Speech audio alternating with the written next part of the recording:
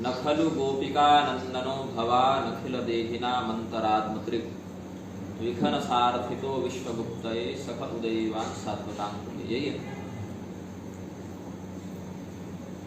हम लोग निग्रहागमों में कहते हैं एताश्च श्रुतय सर्वा व्रजे गोप कुमारिका।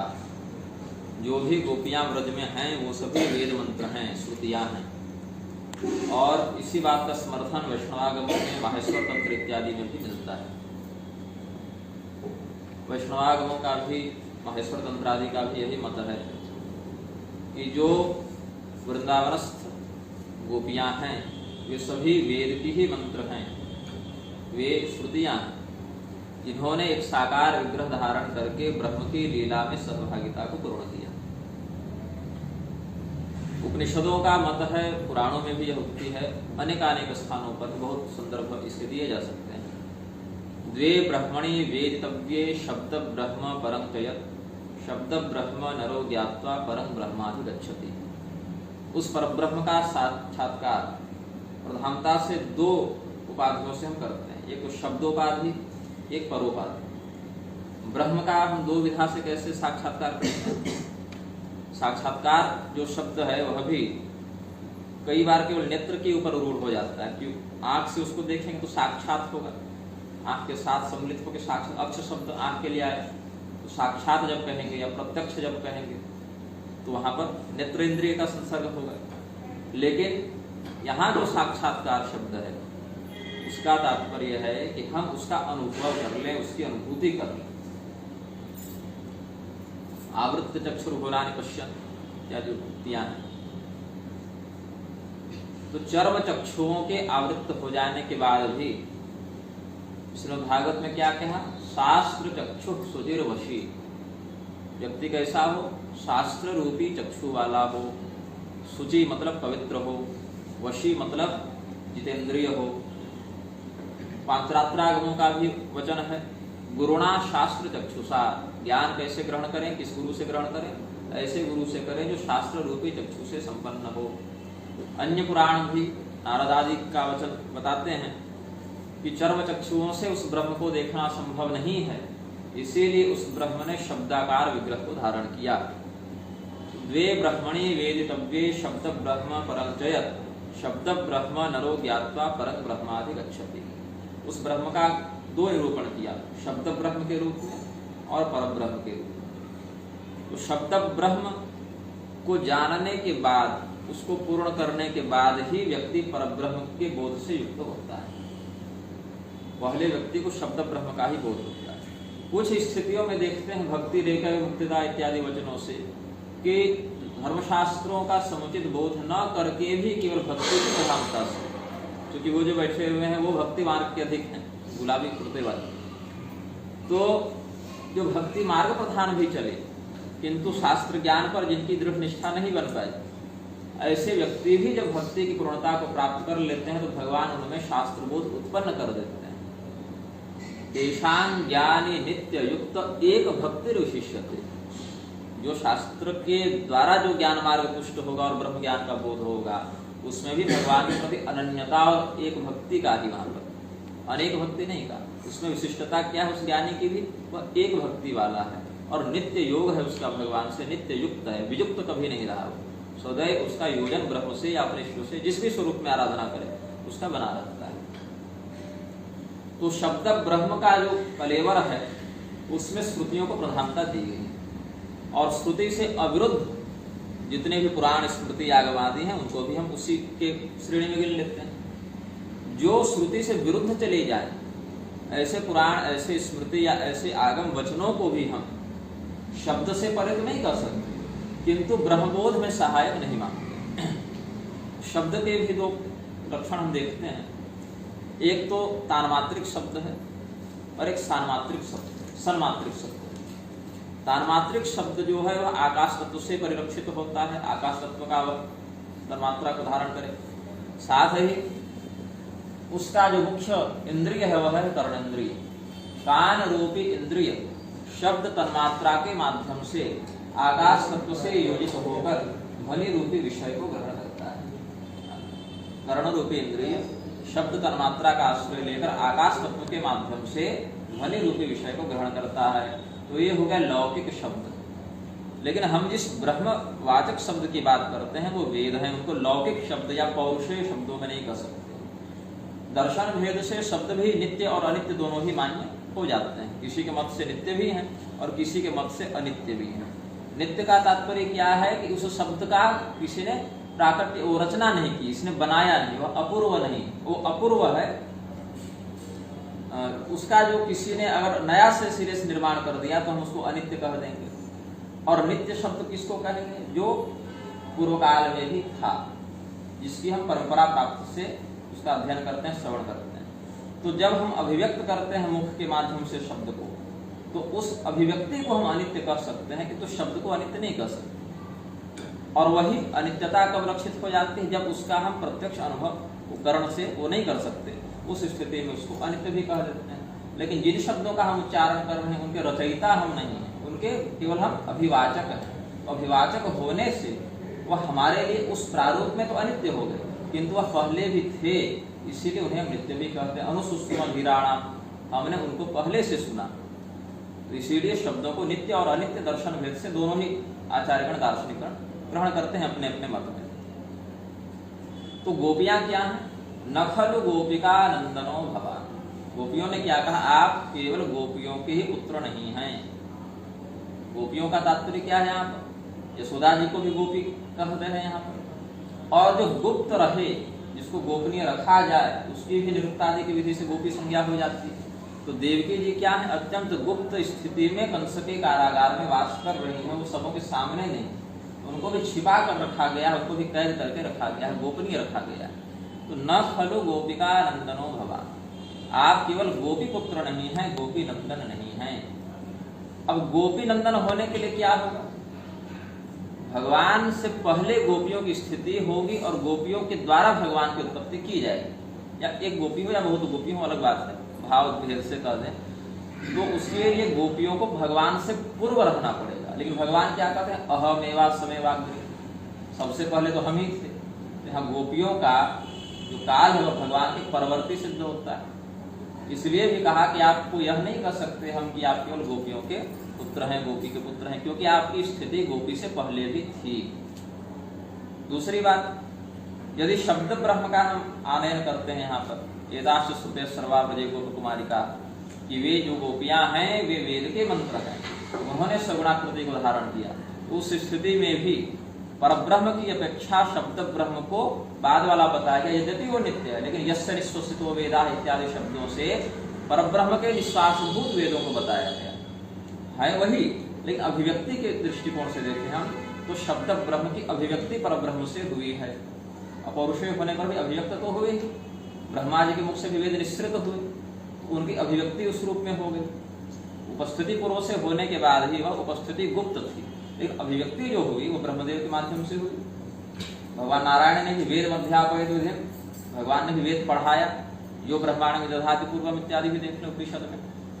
तो उस स्थिति में भी देखें तो शब्द ब्रह्म नरो ज्ञात्वा परम ब्रह्मादि गच्छति के मत से भी हम अवलोकन करें तो शब्द ब्रह्म के बोध होने के बाद पर ब्रह्म का बोध होता है, अर्थात उसकी एक स्थिति श्रेष्ठम बताती इस दृष्टिकोण से। तो यहाँ भी शब्द के द्वारा परब्रह्म उद्भूत होता है ऐसा नहीं कर सकते, यद्यपि उसके बाद ही आ रहा है, लेकिन वह उससे श्रेष्ठ स्थिति में, मतलब पहले यह सिद्ध हो जाए, पहले 8वीं कक्षा को प्राप्त कर ले, फिर 9वीं कक्षा को, 9वीं को कर ले, फिर 10वीं कक्षा को। 8वीं से 9वीं निश्रित नहीं हो रही, या 9वीं से 10वीं कक्षा निश्रित नहीं हो रही, अभी तो इसके बोध के बाद हमें उसका अधिकार प्राप्त हो रहा है, मतलब वह और भी जटिल है, और भी क्लिष्ट है, जिसका वह और भी दुर्बोध्य है, यह समझना चाहिए। न खलु गोपिका नंदनो भवा नखिल देहिनाम अंतरात्मदृक्। अब अखिल देहिनाम, जितने भी प्रकार के शरीरधारी हैं, कितने प्रकार के शरीर होते हैं? नहीं सुन पाए? नित्य और अनित्य, तो 2 हो गए, इस पर भी हम आएंगे। शरीर के अगर हम उत्पत्ति भेद से देखें तो 4 प्रकार होते हैं, पिंडज, अंडज, स्थावर और उद्भिज। कुछ प्राणी ऐसे हैं जो शरीर धारण करते हैं तो माता के गर्भ से जब निश्चित हुए तो सशरीर हुए, जैसे मनुष्य हुए, बिल्लियां हुई, कुत्ते हुए इत्यादि है, क्या पिंडज शरीर को धारण करते हैं, वो शरीर के साथ ही उत्पन्न हुए। फिर कुछ होते हैं अंडज, जो शरीर धारण करने से पूर्व एक अंडे के रूप में थे, मछलियां हो गई। अच्छा, मछली में भी व्हेल नहीं, कुछ अधिकांश मछलियां हुई, अधिकांश पक्षी हुए, सरीसृप हुए, सर्पादि हुए, तो ये अंडज हो गए। उद्भिज के अंश से जीव हुए जो पृथ्वी को फोड़ कर निकले, जो वृक्ष वनस्पति लता गुलमादि हैं वो वृक्ष को उद्भेद के जो बाहर निकले, इससे उनकी उद्भिज संज्ञा हुई। और स्वेदज जो बैक्टीरिया, लीफ, कीटाणु, ढील इत्यादि हो जाते हैं, जू इत्यादि जो हो जाते हैं, तो गंदगी से उत्पन्न हुए, विकृति से उत्पन्न हुए, सड़न से उत्पन्न हुए ऐसे जीव जंतुओं को, त्रियोगों को हम स्वेदज कहते हैं। तो उत्पत्ति भेद से शरीर के कितने प्रकार हो गए? 3 प्रकार हो गए। अब उत्पत्ति के बाद स्थिति होती है, तो स्थिति के भेद से शरीर के 4 हो गए है। उत्पत्ति भेद से 4 प्रकार हो गए, स्थिति भेद से 3 प्रकार होते हैं। वो 3 स्थितियां कौन है? भौतिक शरीर, सूक्ष्म शरीर और कारण शरीर। अब भौतिक शरीर तो हम जो देख रहे हैं सबों के सामने उपस्थित है। सूक्ष्म शरीर क्या है? इसके अंतर्गत ये जो अन्नमय कोश और प्राणमय कोशों से संचालित होने वाला भौतिक शरीर है, ये तो सबों के सामने दिख रहा है। कलावन्नकता प्राणा, कलयुग में प्राण की स्थिति अन्न में होगी, तो अन्नमय कोश और प्राणमय कोश। हमें इस शरीर को चलाने के लिए क्या चाहिए? भोजन चाहिए और हवा चाहिए। भोजन बंद कर दें, वायु बंद कर दें, तो शरीर शिथिल हो जाएगा और इसकी ऊर्जा बहुत शीघ्र क्षीण हो जाएगी, समाप्त हो जाएगा। आत्म तत्व के विद्यमान होने पर भी यह उसको धारण नहीं करके रख सकता। तो यह जो द्विकोशात्मक शरीर हुआ, जो द्विकोश से संचालित हो रहा है, विशेष करके इसका विशेष करके ऊर्जा केंद्र कौन है? अन्नमय कोश और प्राणमय कोश है। तो 5 ही इसके अंदर सूक्ष्म रूप से वास कर ही रहे हैं। प्रधानता इसमें ऊर्जा की क्या है? अन्न की ऊर्जा और प्राण की ऊर्जा। तो हमने क्या कहा? भौतिक शरीर जो है वह अन्नमय कोश और प्राणमय कोश से अपनी ऊर्जा का आनयन करता है। इसके अंदर क्या है? सूक्ष्म शरीर है, वह सूक्ष्म शरीर मनोमय कोश और विज्ञानमय कोश से अपनी ऊर्जा का आनयन करता है। वही सूक्ष्म शरीर सुख और दुख का उपभोग दिव्य या नारकीय लोकों में भी करता है। भौतिक शरीर तो यही छूट गया, लेकिन जब ये आत्मा निकली, यह जीव निकला, तो उस स्थिति में केवल आत्मा या जीव का निस्सरण नहीं हुआ, अपितु सूक्ष्म शरीर निकला। उसके अंदर वो पहले से, जैसे हम जब इस कमरे से निकले तो मेरी आत्मा नहीं निकली, मेरा शरीर निकला जिसमें आत्मा पहले से है। तो भौतिक शरीर के अंदर सूक्ष्म शरीर पहले से है। तो जब शरीर, मेरा भौतिक शरीर छूटा, तो हम जब मरे तो क्या निकला? आत्म तत्व नहीं निकला उस समय, वो सूक्ष्म शरीर निकला जिसके अंदर आत्म तत्व पहले से विद्यमान है। इसीलिए कहा न जायते म्रियते वा कदाचिन नायं भूत्वा भविता वा न भूयः। आत्मा न जीती है न मरती है, तो कष्ट और सुख किसे हुआ? नरक और स्वर्ग में। जैसे भौतिक जगत में भौतिक शरीर को सुख और दुख का अनुभव होता है, वैसे सूक्ष्म लोकों में नरक और स्वर्ग में सूक्ष्म शरीर को सुख और दुख का अनुभव होता है। आत्म तत्व तब भी निर्विकार बना रहता है। फिर आनंदमय कोशों से संचालित होता है कारण शरीर, और वह कारण शरीर देवताओं की अपेक्षा भी अधिक विलक्षण होता है। कुछ स्थितियों में कारण शरीर जो है वह किसी अधोगति के प्राप्त चेतना में भी सक्रिय हो जाता है, और विशेष करके वह ब्रह्म इत्यादि दिव्य देवताओं को प्राप्त होता है, ऐसा समझते हैं। अखिल देहिना और संहार भेद से नित्य और अनित्य पहले बता चुके, वो संहार भेद से 2 है। पहले तो उत्पत्ति होगी, फिर स्थिति होगी, फिर संहार। तो नित्य और अनित्य, अब शरीर क्या नित्य भी होता है? यह तो अनित्य ही है। सूक्ष्मादि शरीर को भी अनित्य ही बताया। तो नित्य शरीर से क्या तात्पर्य है? भगवान के दिव्य धामों में जो हमें शरीर प्राप्त होगा वह एक कारण शरीर का एक प्रकार होता है। जैसे जय विजय जो पार्षद हुए, भगवान विश्वक्सेन हुए, शिव जी के यहाँ भगवान नंदी का जो स्थान है, ये सब जो है सो एक प्रकार का कारण शरीर ही धारण करके रहते हैं।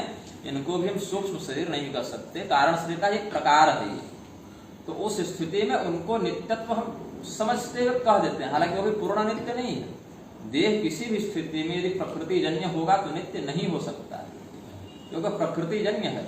प्रकृति शब्द का निरुक्त ही देवी भागवत में कहा कि विशिष्ट प्रकार की, प्रकृष्ट प्रकार की कृति जो नित्य नवीन बनी रहे उसको प्रकृति कहते हैं।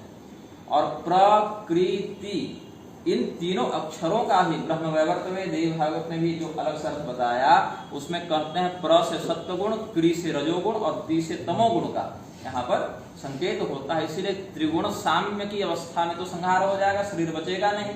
और त्रिगुण साम्य जब न रहे, त्रिगुणों में उठापटक बना रहे, तो शरीर बना रहेगा, और उस स्थिति में परिवर्तनशील होने से भी इसको हम अनित्य ही कहते हैं। तो तत्वतः शरीर को हम नित्य नहीं कह सकते। जहाँ नित्य शरीर की बात आती है वहां भी यह समझना चाहिए कि भगवान के उस दिव्य धाम में भगवान के लीला कैंकर्य में सम्मिलित होने के लिए पार्षदादि के रूप से हम उस शरीर को धारण कर रहे हैं। इसीलिए वहां जरा मरण क्षोभ भय आदि का प्रवेश नहीं होने से हमने उस शरीर को नित्य कह दिया।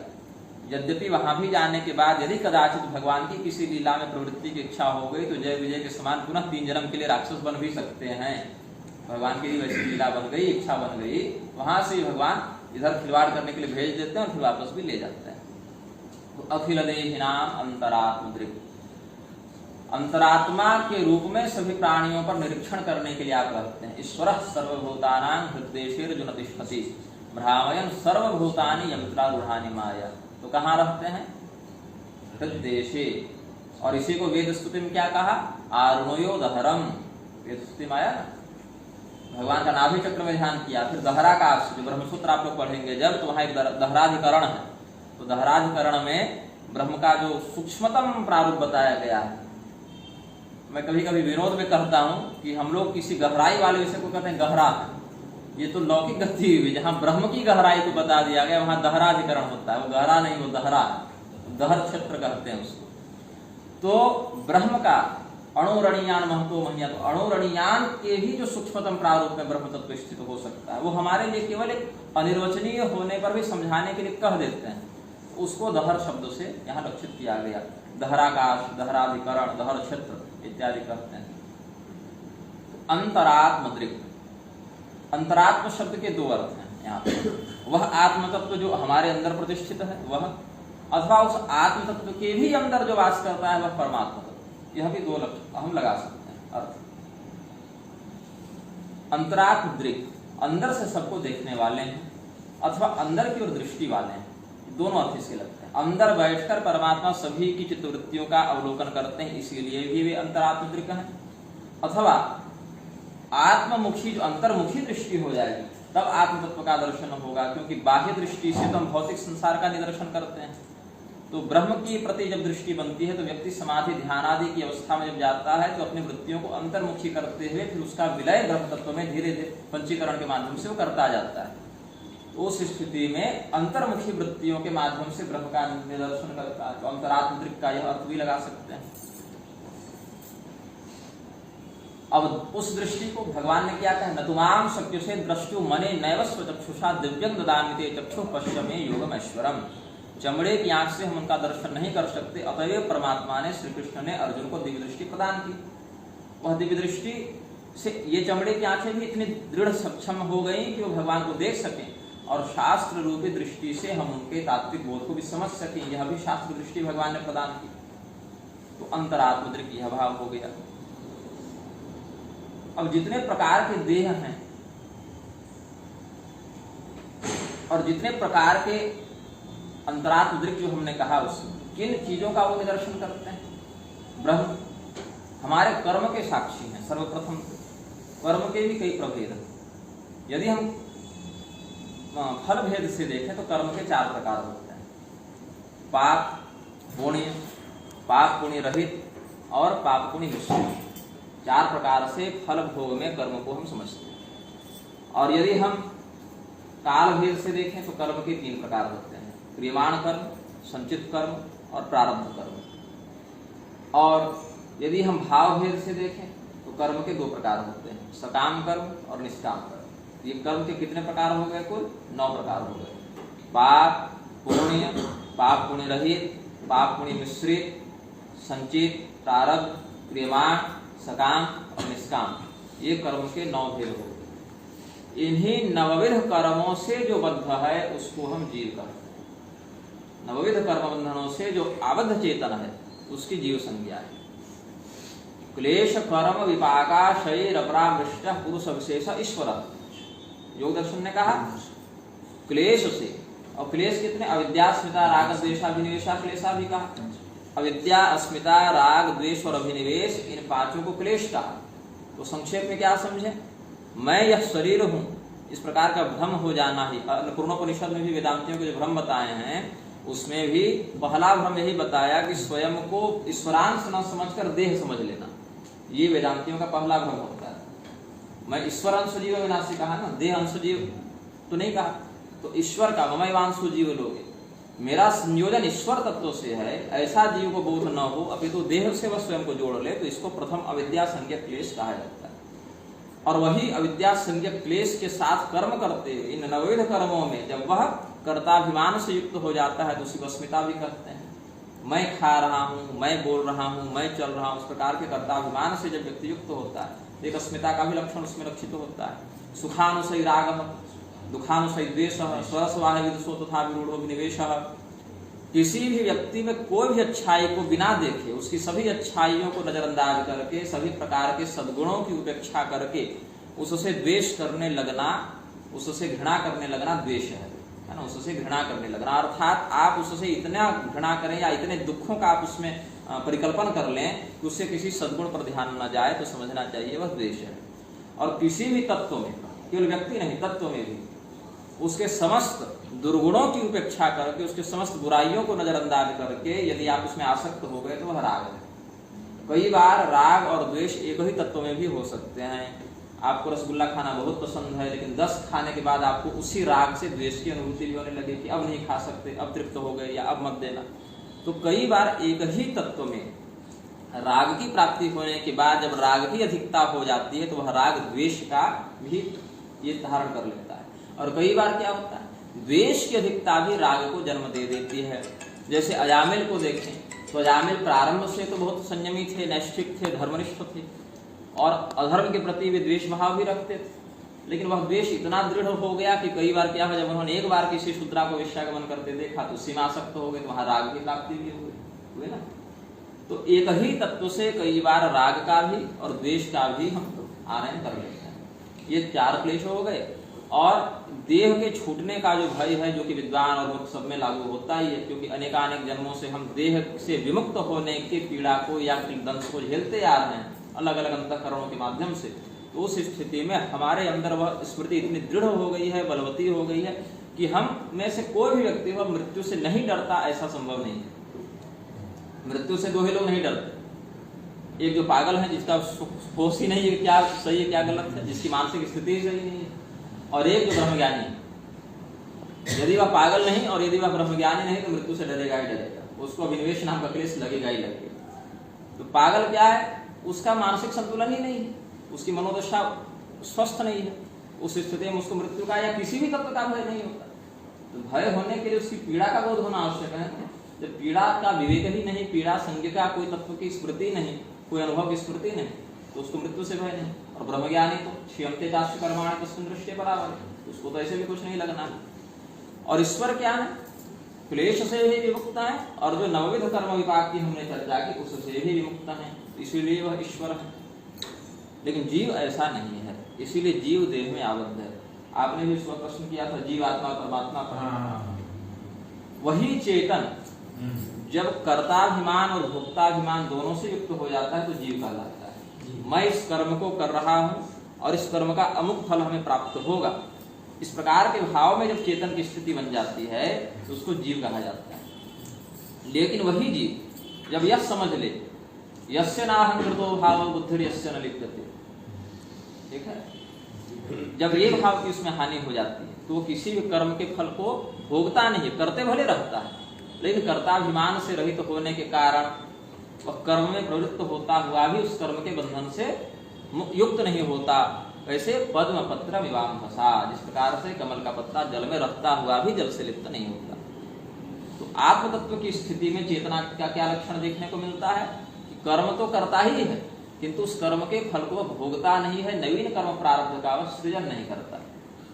और जीवत्व की स्थिति में उसी चेतन में क्या लक्षण दिखता है, तो कर्म को कर भी रहा है और उसके फल को भोग भी रहा है।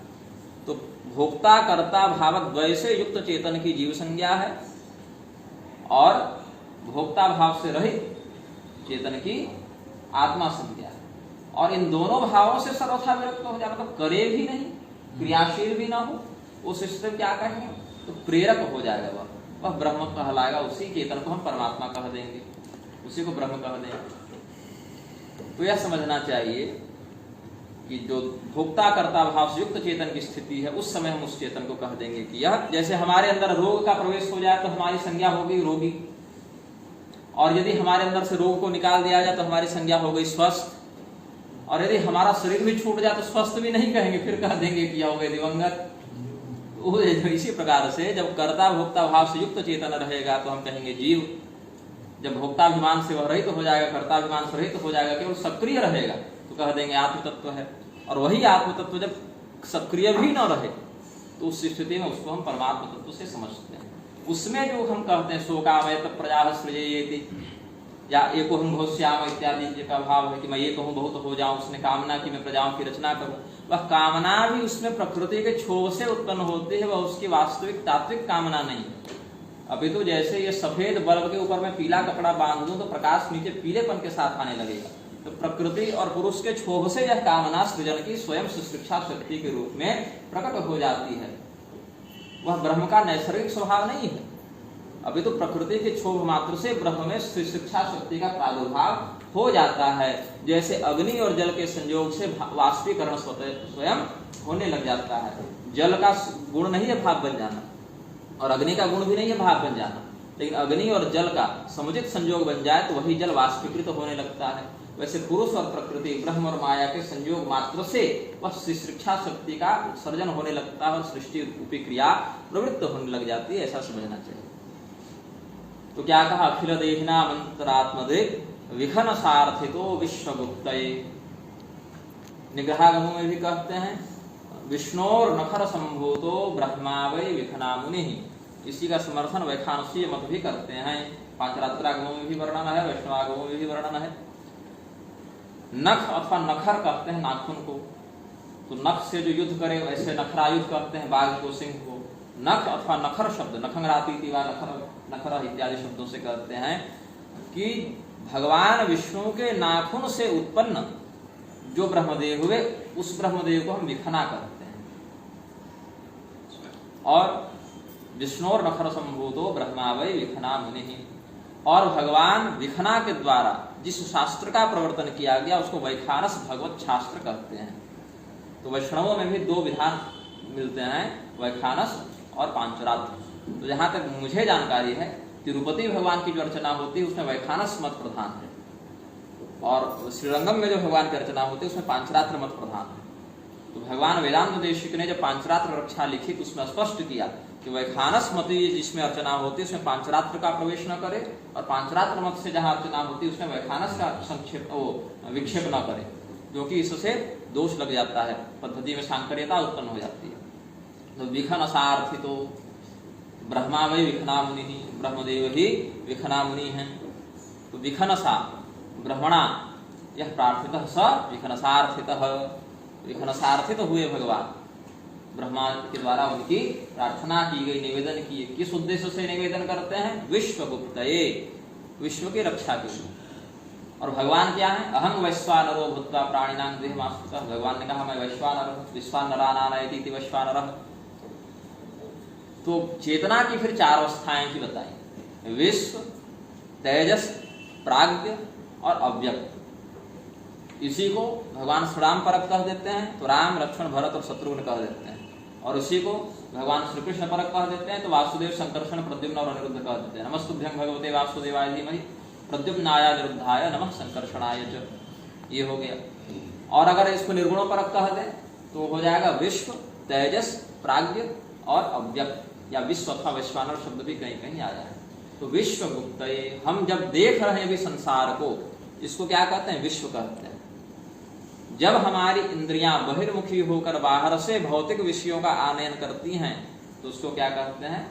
वैश्वानरावस्था या विश्वावस्था।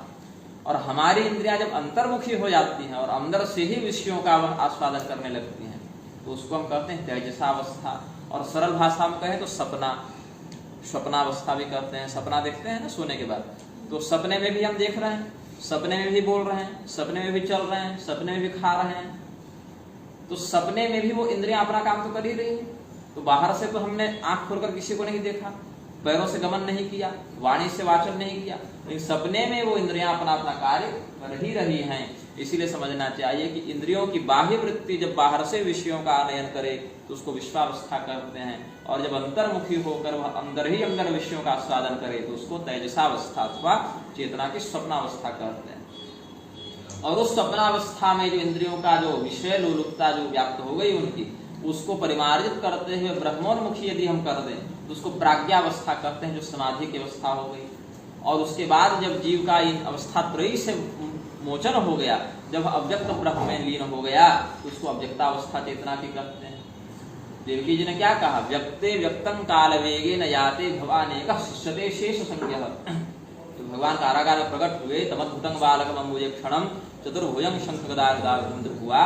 तो उस स्थिति में देवकी जी ने जो प्रार्थना की है, व्यक्ते व्यक्तं काल वेगे न याते, काल वेग से यह व्यक्त संसार, व्यक्त विश्व जब अव्यक्त ब्रह्म में लीन हो जाता है, तो आप ही केवल शेष संज्ञ के अकेले बच जाते हैं। भवानेकः शिष्यते शेष संज्ञः। तो हमने चेतना की क्या अवस्थाएं बताई, 4, विश्व, तेजस, प्राज्ञ और अव्यक्त। तो इसमें विश्व अवस्था, तेजसावस्था और प्राज्ञावस्था बंधन कारिणी है, तब तक जीव बंधा रहता है। लेकिन जब अव्यक्तावस्था की इसको प्राप्ति होती है तो वह बंधा हुआ नहीं रहता, क्योंकि विश्वावस्था, तेजसावस्था और प्राज्ञावस्था में व्यक्त रहता है चेतन, लेकिन अव्यक्तावस्था का नाम ही अव्यक्त है। तो व्यक्ते व्यक्तं काल वेगे न याते, कालोस्मि लोकक्षय भगवान ने कहा। काल के बाहुल्य से, उसके प्रवाह से जब यह व्यक्त संसार अव्यक्त ब्रह्म में लीन हो जाता है, तो चेतना की भी हम अव्यक्तावस्था कह देते हैं।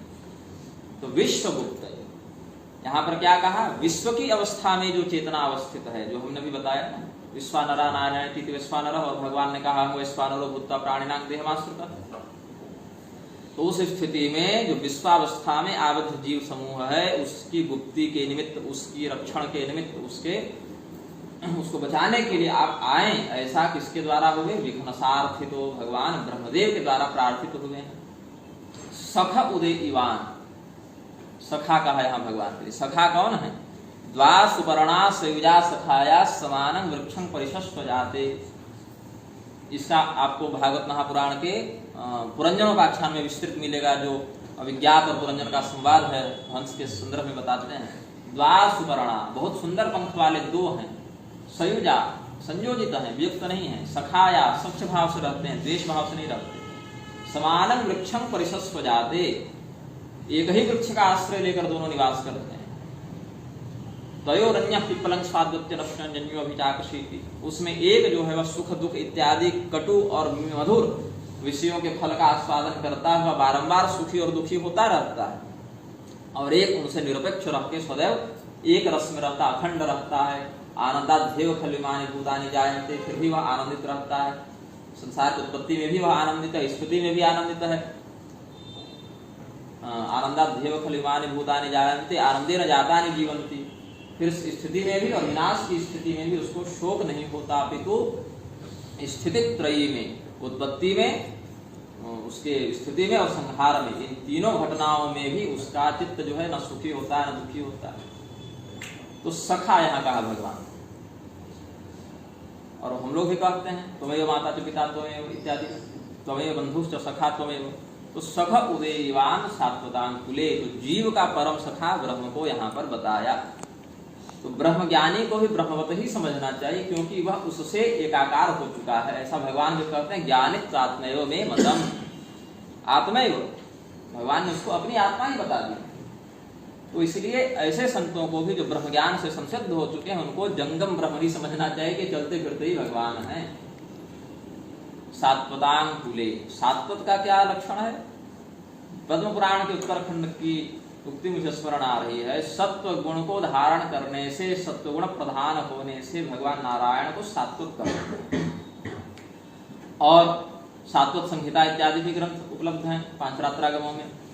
और सात्वत विधान से, एकायन विधान से, पांचरात्रस्य कृत्स्नस्य वक्ता नारायण स्वयं, पांचरात्र विधानों को भगवान नारायण ही उपदिष्ट करते हैं, इसीलिए उन्हें सात्वत शास्त्र अथवा भगवत शास्त्र की संज्ञा भी दी गई है। तो उन सात्वत मतों को अपनाने वाले सत्व गुण संपन्न लोगों के कुल में आपका उदय हुआ है, जन्म हुआ नहीं कहा, उदयवान। क्यों, तमद्भुतं बालकम् अम्बुजक्षणं, भगवान आए, लौकिक प्रसवादि के माध्यम से उनका जन्म नहीं हुआ, उनका जिस प्रकार से हुआ ना, भगवान उदित हुए वहां पर। तो सूर्य क्या होता है, रहता सदैव है, किंतु हमारे लिए कभी अलक्षित और कभी लक्षित हो जाता है, कभी दिख जाए और कभी न दिखे। तो दिख जाए तो हम कह दिए दिन है, और न दिखे तो कह दिया रात्रि है। लेकिन उससे सूर्य की वास्तविक स्थिति पर कोई प्रभाव नहीं पड़ता। हम जिस स्थान पर है वहां से वह सूर्य लक्षित तो हो जाए तो रात्रि है, और दिखने लगे तो दिन है। तो सख उदयवान, आप यहाँ पर उदित हुए हैं, यहाँ पर जन्म नहीं लिया भगवान ने, यहाँ भगवान को उदित हुआ बताया गोपियों ने। इस प्रकार से सात्वत कुलों में सात्वत मत को मानने वाले वैष्णवाचार से संबंधित जो सत्वगुणोपेत जन हैं, उनके यहाँ आपका उदय हुआ है। इस प्रकार से गोपियां प्रार्थना करती हैं। तो मैं ज्यादा बोल नहीं पाऊंगा, ये व्याख्या की हमने एक श्लोक की। वसुदेव सुतं देवं कंसचाणूरमर्दनं देवकी परमानंदं कृष्णं वंदे जगद्गुरुम्। आज जब कथा हेतु हमें निमंत्रण आया तो हमने कहा मोबाइल घर छोड़ के आते हैं, अन्यथा कितनों के प्रश्न आएंगे। सबसे बड़ा कलयुग मोबाइल हो गया है, ये छठा स्थान मिल गया इसको।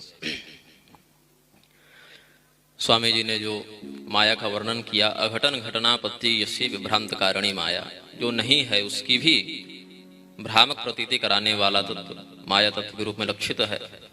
ततान वैष्णविक मायांग माधव पितरम प्रति, भगवान ने जो अपने देवकी वसुदेव के प्रति माया का विस्तार किया वो स्वजन मोहिनी माया के रूप में, ज्ञानी नाम अपनी चेतांशी देवी भगवती ही सा इत्यादि जो, और भगवान जो कहते हैं संभवाम्यात्म माया, स्वमोहिनी माया इत्यादि के त्रिविध प्रभाव का इन्होंने वर्णन किया। बाद में बड़ी सुंदर कथा सहस्र कवच की कही, जो कि बहुत गुप्त कथा है, आमतौर पर इसका वर्णन नहीं करते हैं लोग। नारायणीयम में आचार्य नारायण भट्ट ने भी संकेत किया है, बहुत संक्षिप्त किया। लेकिन सहस्र कवच का वास्तविक नाम था दंभोद्भव, वो दंभ से उत्पन्न हुआ है। और दंभ क्या है? दंभ और दर्प में कुछ भेद है। भीमसेन के अंदर 10,000 हाथी का बल था, ये उनका दर्प है। सर्प में विष है तो विष का उससे दर्प है। लेकिन हमारे पास जो नहीं है उसकी भी हम प्रतीति कर ले और अभिमान करने लगे, वह दंभ है। दंभ जो है वह नकली खोखले आधार पर स्थित रहता है। तो दंभोद्भव जो था वह भी इसी प्रकार से स्वयं को अजर अमर मान लिया था तो नहीं। और हम भी जो जीवन में एक जनसामान्य के रूप में देखते हैं तो नश्वर होने के बाद भी अविनाशी होने का, सामर्थ्यहीन होने के बाद भी सामर्थ्यवान होने का भ्रम पाल लेते हैं। और हमें उपदिष्ट करने के लिए भगवान का बारंबार अवतार होता है। आगे पंचम स्कंद की कथा में आप किम पुरुष वर्ष के वर्णन में सुनेंगे। मर्त्यावतार अस्ति हमर्त्य शिक्षण रक्षो वधा येवन केवलं विभो। भगवान का अवतार मात्र राक्षसों को मारने के लिए नहीं होता, क्योंकि राक्षसों को मारना होता तो वहीं से मार सकते थे, संपूर्ण संसार का वे विनाश कर सकते हैं, करते ही हैं। लेकिन यहाँ बार बार आने का उद्देश्य है, मनुष्य शरीर को धारण करने का उद्देश्य है कि हमें वह मानवोचित शील का आचरणगत बोध करा सके। और भगवान श्री रामचंद्र जी ने जब भगवती सीता के वियोग में विरह लीला की है, उसके पीछे भी जो स्वामी जी ने कारण बताया। कौशिक रामायण में देवराज जी ने जब पूछा विश्वामित्र से कि भगवान ने ऐसी लीला क्यों की, तो उन्होंने बताया पंचवटी में भगवान के बसी हुई गृहस्थी को देखकर ऋषि मनुष्यों का भी मन करने लगा हम भी गृहस्थ में जाएं। तो भगवान ने देखा गृहस्थियों के साथ ये भी प्रपंच हो जाता है, इसलिए देखो हो कि अभी नहीं फंसे हो तो ज्यादा सुखी हो। अन्यथा भगवान ने भी स्वयं कहा कि यदि मैं भी कदाचित स्त्री विरह में फंस जाऊं तो मुझे भी इस प्रकार का कष्ट हो सकता है, अतएव तुम लोग विशेष सावधान रहना। पुनश्च जिसके माध्यम से भगवान को जितना कार्य संपादित कराना है प्रकृति स्वांग नियोक्षति, वह उतना करा देंगे। यद्यपि हनुमान जी का इन्होंने उदाहरण दिया बड़ा सुंदर। पराशर संहिता में महर्षि पराशर ने मैत्रेय मुनि को वानर गीता का उपदेश किया है। रामादीनां रणे ख्यातिं दातुं यो रावणादिकान नावधीर स्वयमेवेतस्तं वंदे हनुमत प्रभुम। उसमें हनुमान जी की स्तुति में कहते हैं कि यद्यपि भगवान हनुमान जी रावण को मारने में समर्थ थे, उनको कोई परिश्रम नहीं करना पड़ता अलग से, क्योंकि हनुमान जी को कहा भविष्यत ब्रह्मणे नमः, अगले होने वाले ब्रह्मा यही हैं। ब्रह्मा का अभी वर्तमान जो हिरण्यगर्भ ब्रह्मा है उनका जो पद खाली होगा, अगले ब्रह्मा के रूप में वर्तमान हनुमान जी प्रतिष्ठित होंगे। तो रावण को मारने में समर्थ होने पर भी भगवान की लीला में व्यवधान न पड़े, उनकी ख्याति खंडित न हो, इस उद्देश्य से हनुमान जी ने रावण का वध समर्थ होने पर भी नहीं किया। तो कई बार अपने अधिकार क्षेत्र का समर्थ व्यक्ति अगर अतिक्रमण करे तो वह भी सम्माननीय नहीं कहलाता। इसलिए भगवान क्या किए, जितना उनका कार्य था सारथी के रूप में बैठने का ही कार्य था तो वहां उन्होंने वही किया, और जब गीतोपदेश का कार्य आया तो वहां उतना ही किया। अर्जुन ने भी कहा भगवान को सेनयोर भयोर मध्य रथं स्थापय मेच्युत, हे अच्युत भगवान आप मेरे रथ को दोनों सेनाओं के मध्य स्थापित करें। अच्युत क्यों कहा? क्योंकि भगवान चाहे द्वारिका की गद्दी पर हो, चाहे ब्रह्मांड की गद्दी पर हो, चाहे सारथी के स्थान पर हो, अपनी महिमा से वो पथभ्रष्ट नहीं होते, महिमा भ्रष्ट नहीं होते। तो भगवान पद पर भगवान नहीं है, भगवान के होने से वह पद महत्वपूर्ण है। भगवान चाहे जहां हो वह पद स्वयं वरिष्ठ हो जाता है। भगवान इस तत्व को धारण करते हैं। तो हमारी तो इच्छा थी पूरा सत्र में यहाँ व्यतीत करके जाऊं, लेकिन कुछ आवश्यक एक महंत जी का पट्टाभिषेक है जहां मैं परसों सम्मिलित होना पड़ेगा, जिसके कारण मुझे डांट पड़ेगी इनकी बाद में कि आप स्वास्थ्य पर ध्यान नहीं देते हैं। लेकिन वो मुझे बचपन से बहुतों की पड़ रही है। जो इन्होंने बहुत सुंदर भाव कहा, जो मैं प्रतिदिन रात्रि को सोने से पहले पढ़ता भी हूँ, वो मेरे नित्य कैंकरी पाठ में सम्मिलित है, प्रातः काल भी और उठने के समय, स्नान के बाद और सोने से पहले, 3 समय।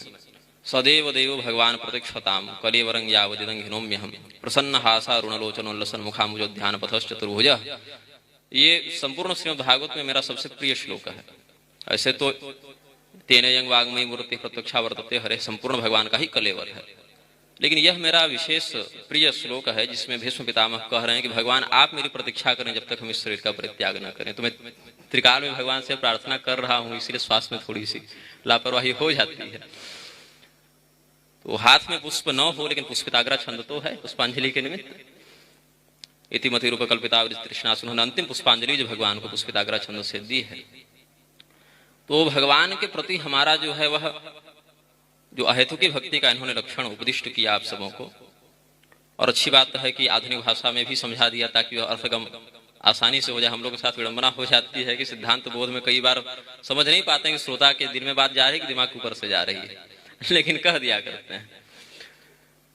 तो शास्त्र गम्यता के लिए उसको लौकिक दृष्टिकोण और दर्शन की भी आवश्यकता पड़ती है, दृष्टांत की आवश्यकता पड़ती है। दृष्टांत कुशलो धीरः भी कहा है, जिस दृष्टांत का आश्रय लेकर श्रोता को धर्मबोध कराया जा सके, ऐसे दृष्टांतों का आश्रय प्रवक्ता को ग्रहण करना चाहिए। धर्म एको ही निश्चल, धर्म बार बार परिवर्तन का विषय नहीं होता है। धर्म से हम हैं, हमसे धर्म नहीं है। और कलयुग में क्या होगा? भगवान शिव ने मेरु तंत्र में कहा, हिंदू धर्म प्रलोप्तारो जायन्ते चक्रवर्ती न, जो राजा जन होंगे वो हिंदू धर्म को नष्ट करने वाले होंगे। आज शासन तंत्र की विडंबना के कारण व्यक्तिगत धर्म का भी पालन करना बहुत से व्यक्तियों के लिए संभव नहीं हुआ है। कानून भी ऐसे बन गए हैं, प्रवृत्ति भी ऐसी बिगड़ गई है, शिक्षा व्यवस्था में भी है ऐसा। तो इस स्थिति में स्वधर्म का रक्षण करते हुए हम अपने लौकिक और पारलौकिक लक्ष्य की सिद्धि कैसे करें, एक बड़ी विडंबना की बात है। ऐसे में भगवत कथा के अतिरिक्त कोई और उपाय नहीं हो सकता। मामे वये प्रपद्यन्ते माया मेताम तरन्दिते, भगवान ने कहा जो हमारी शरणागति को प्राप्त कर लेगा वही व्यक्ति हमारी माया को पार कर सकता है, माया से अप्रभावी रह सकता है। हम यदि अपने से मान लें हम ज्ञानी हो गए, भक्त हो गए, इसलिए माया से बच जाएंगे, तो ऐसा नहीं है। भगवान ने समयानुसार देवर्षि नारद को भी, यहाँ तक ब्रह्म मोहन लीला में ब्रह्मदेव को भी, मोहिनी लीला में भगवान रुद्र को भी मोहित करके यह सिद्ध किया है। और कई बार तो भगवान ने स्वयं भी क्षणिक रूप से मोहित होने का नाटक किया है, जैसे सालों के प्रकरण में जब वसुदेव जी का उन्होंने माया में वध किया सालों, तो भगवान क्षणिक रूप से स्वयं भी मोहित होने की लीला करते हैं। तात्पर्य यह है कि इष्ट के प्रति विश्वास तो हो, किंतु उस शरणागति का अभिमान स्वयं में न हो, क्योंकि दंभ के उदित हो जाने पर फिर भगवान जो है वह कवच काटने लग जाते हैं ना, वो रक्षा नहीं करते। जिस समय राजा परीक्षित का देहावसान हुआ उनकी अवस्था लगभग 95 वर्ष की थी। महाभारत 36 वर्ष के बाद कलयुग आया और 60 वर्ष इनका राज्यकाल है लगभग। तो 95 वर्ष की अवस्था, गर्भकाल को हटा दें तो उनकी प्राप्त होती है। 95 वर्ष की अवस्था में उनके जीवन में एक ही अधर्म हुआ जो उन्होंने अपने जीवन के अंतिम 7 दिन से पूर्व किया शमीक ऋषि के साथ। इसके अतिरिक्त कोई उन्होंने ज्ञात अधर्म किया हो ऐसा वर्णन नहीं मिलता। और उस अधर्म के होने के बाद भी, ब्रह्मदंड से शापित होने के बाद भी उनका पतन नहीं हुआ, क्योंकि उन्होंने पूर्व काल में धर्म का आश्रय लिया था। स्वल्पमप्यस्य धर्मस्य त्रायते महतो भयात्। आप निष्ठापूर्वक धर्म का थोड़ा सा भी पालन करें तो समय पर वह धर्म बचा लेता है। इसीलिए भगवान नारायण नंदन नंदन रूपो एवं श्री सुको भगवान ऋषि, भगवान श्री कृष्ण ने ही उनको सुखदेव जी के रूप में आकर भागवतोपदेश किया। और ब्रह्मदंड से शापित परीक्षित को भी, यहाँ तक सर्पदष्ट व्यक्ति का अंतिम संस्कार अग्नि से नहीं होता, उसको जल में प्रवाहित करने का नियम है या भूमि में दबा देने का नियम है, लेकिन अग्नि संस्कार उसके लिए निषिद्ध है। तो जिसके लिए मुखाग्नि तक का विधान नहीं है शास्त्र में, बहिष्कृत है जो मुखाग्नि से भी, ऐसे व्यक्ति को भी परीक्षित साक्षी श्रवणगत मुक्ति कथने सीधे ब्रह्मलोक का भी भेदन करके जो परम तत्व में लीन करवा दिया सुखदेव जी ने। इसमें वही कारण था कि परीक्षित में धर्म निष्ठा विद्यमान थी वह धर्मनिष्ठा उस समय देवताओं में विद्यमान नहीं थी, इसलिए भक्तांश विज्ञायन दौस कथामृतम। अभक्त होने के कारण, श्रद्धाहीन होने के कारण, भगवत भक्ति से रहित होने के कारण देवताओं को मनुष्य से श्रेष्ठ योनि में स्थित होने के बाद भी, दिव्य योनि में स्थित होने के बाद भी सुखदेव जी ने भागवत प्रदान नहीं की। वही इंद्र जब भक्ति युक्त होकर आए तो वीणाधारी ईश्वर कुशलतया राग करता जुनोद्भुत इंद्रोवादिन मृदंगम, वहां सनत कुमार जी वक्ता हैं, नारद जी श्रोता, वहां भक्ति युक्त होकर आए, भगवान के कीर्तन में सहयोग करने आए तो कथा मिल गई। यहाँ व्यापार करने आए, विनिमय करने आए परीक्षित के समय तो कथा नहीं मिली। भगवान के अवतारों में भी जो बुद्धावतार के इन्होंने संकेत किया, हमने तो 28-29 पढ़े हैं बुद्ध के। काकभूषुंडी जी निर्वाण प्रकरण में कहते हैं योग वासिष्ठ के हरेर बुद्ध दशाशतम, उन्होंने तो 100 बुद्धों का अवतार देखा है। तो भगवान का जो अवतार है वह भक्तों को उपदिष्ट करने के लिए, रक्षा करने के लिए तो होता है, कई बार असुरों को मोहित करने के लिए भी होता है। बहुत सुंदर तर्क दिया था भगवान ने, माया मोह अवतार भी इसको कहते हैं। सम्मोहाय सुर दिशाम, विष्णु पुराण में माया मोह के नाम से इनका वर्णन है। कह दिया कि देखो मैंने भोजन कर लिया, क्या तुम्हारा पेट भरा? तुम्हारे नाम से संकल्प करके मैं भोजन करूंगा, तो प्रभु नहीं भरा। तो यहाँ जो पिंड दे रहे हो, श्राद्ध दे रहे हो, क्या वो पितरों का पेट भर जाएगा? यहाँ 10 फीट से तुम्हारा पेट नहीं भर रहा, वो तो हजारों योजन दूर है पितृलोक, वहां कैसे पेट भर गया उसका? इससे क्या सिद्ध होता है कि श्राद्ध मत करना, तर्पण मत करना, फालतू है, सब प्रपंच है पंडाओं के। राक्षसों ने कहा महाराज बड़ी अच्छी बात है, लेकिन भगवान भक्तों को जब भ्रम हुआ कि भगवान ये तर्क हम पर लागू होगा कि नहीं, तो क्या करेंगे? आपको मेरे अकाउंट में पैसा डालना हो, आप जो नोट डालेंगे अपने ब्रांच में वही नोट में थोड़ी प्राप्त होगा, हम अगले ही मिनट उसको अपने क्षेत्र के अपने करेंसी के प्रारूप में निकाल सकते हैं उसको। भगवान ये रहस्य राक्षसों से छिपा गए। केवल स्थूल जगत ही नहीं है इस संसार में, सूक्ष्म जगत भी है ना। तो सूक्ष्म जगत में जो कर्मफल प्राप्त होता है क्रियमाण प्रारब्ध संचित आदि के रूप में, यह असुरों को ज्ञात न हो सके और इस प्रकार से देव शक्तियों का अर्जन करके अधर्म विस्तार में न लग सके। रावण का कुल कितना उत्तम है, विश्रवा का पुत्र है रावण। विश्रवा स्वयं माता के गर्भ से वेदों का पाठ सीख कर आए, उनके पिता पुलस्त, उनके पिता ब्रह्मा। नारायण से 4 पीढ़ी गिने तो रावण स्वयं हो जाता है। अच्छा, स्वयं भी उसने शिव विरंज पूजे बहुभांति, लेकिन अंत में क्या हुआ? ते ही बहुविधि त्रासई देश निकासई जो कह वेद पुराण। वेद पुराण का पाठ करने वाले ऋषियों को वह प्रताड़ित करने लगा, स्वयं ऋषि पुत्र होने के बाद भी। और कितने वर्ष तक किया? वहनी पुराण में कहते हैं 5 करोड़ संभवतः 5,66,60,000 लगभग इतने वर्षों तक रावण का शासन रहा। हम तो एक कलयुग में परेशान हो गए, बहुत अधर्म फैल रहा है।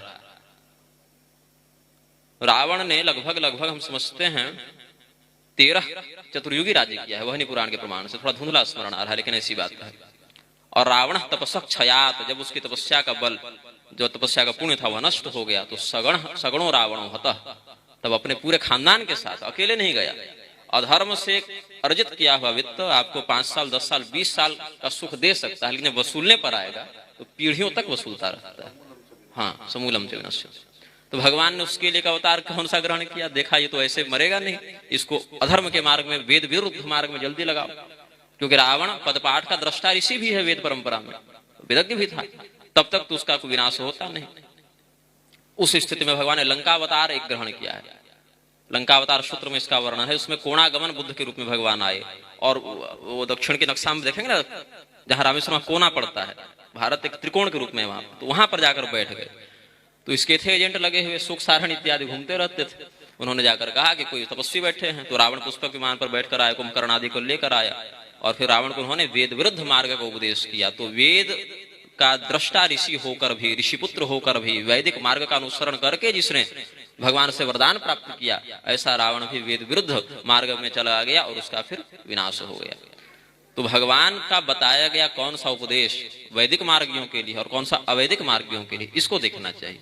ये नहीं कि भगवान के अवतार हो गए तो हम कर लिए, क्योंकि अल्प शक्ति नरो यस्मान नदेव चरितं चरेत, ये विश्वामित्र का सिद्धांत कौशिक रामायण में है, जिसको चाणक्य ने भी बाद में अपनी नीति में लिया कि मनुष्यों की शक्ति सीमित है, क्षमता बुद्धि प्रज्ञा सीमित है, इसलिए देवताओं के चरित्र की नकल न करे, उनके द्वारा उपदिष्ट मार्ग का अनुसरण करे। आज मैं अपना उद्बोधन ही पूर्ण करूंगा, और क्यों कल मुझे निकलना भी है, तो कल मुझे 6 बजे निकलना पड़ेगा, तो शायद आरती में तक न रहूं, इसलिए क्षमा प्रार्थी हूं। श्रीमन नारायण। अच्छा, एक बात और, मैं टोकने के लिए बदनाम हूं, लेकिन टोक के बिना जाऊंगा तो मैं निकला जाएगी किस काम का। सुखदेव जी का जब आगमन हो तो प्रत्युत्थितास्ते मुनयः, सभी ऋषि महर्षि उस पर खड़े हो गए थे। इसीलिए आप सभी भी कभी भी कथा श्रवण करें तो सुखदेव जी के आगमन में विशेष करके उठकर अभिवादन करेंगे। श्रीमन नारायण। इसलिए मैं खड़ा हूं। जय जय जय जय। ये हम सबके लिए ही एक शिक्षाप्रद वाक्य है जिसको जीवन में उतारना चाहिए। समाज दो दृष्टिकोणों से बनता है। एक तो क्या हो रहा है और दूसरा क्या होना चाहिए। जीवन दर्शन, ठीक। क्या हो रहा है उसमें युग और परिवेश ये उसका आधार है, और क्या होना चाहिए इसमें शास्त्र एकमात्र आधार है। युग और परिवेश ये दोनों बदलने वाले हैं, इसलिए कभी उत्थान तो कभी पतन का कारण बनते हैं, लेकिन शास्त्र ये कभी भी बदलने वाला नहीं है।